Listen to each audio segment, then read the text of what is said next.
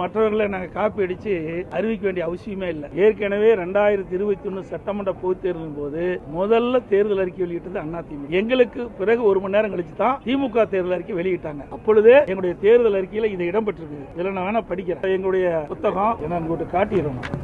ஏன்னா இந்த அமைச்சர் எல்லாம் வேணும் வேண்டிய திட்டமிட்டு ஒரு தவறான செய்தி சொல்லிட்டு வராங்க. இது எங்களுடைய அறிவிப்பு புத்தகம் அப்பவே வெளியிட்டோம். 2021ஆம் ஆண்டு அனைத்து இந்திய அண்ணா திராவிட முன்னேற்ற கழகத்தினுடைய தேர்தல் அறிவிப்புகள் இதை நாங்கள் கொடுத்திருக்கிறோம். பார்த்தீங்கன்னா 2வது அறிவிப்பு மகளிர் நலன் குலவிளக்கு திட்டம்.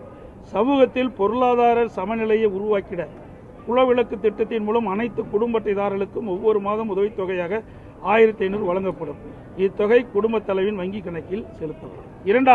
3வது மகளிருக்கு பேருந்து பயணச் சலுகை. நகர பேருந்துகளில் பயணம் செய்யும் மகளிருக்கு பேருந்து கட்டணத்தில் 50% கட்டணம் வழங்கப்படும். அதான் நாங்கள் ஏற்கனவே அறிவிச்ச திட்டம் தான். ஒரு புதுசாக ஒன்று நாங்கள் இல்லை. அதே மாதிரி வீடு அம்மா இல்ல திட்டம் அது நாங்கள் ஏற்கனவே அறிவிச்சிருக்கிறோம். குடியிருப்புக்கு சொந்த வீடு இல்லாதவர்களுக்கு கிராமப்புறங்களில் அரசே இடம் வாங்கி காங்கிரீட் வீடு கட்டித்தரப்படும். நகர்ப்பகுதியில் அரசே இடம் வாங்கி அடுக்குமாடி வீடுகள் கட்டி அம்மா இல்லம் திட்டம் மூலம் விலையில்லா வழங்கப்படும்.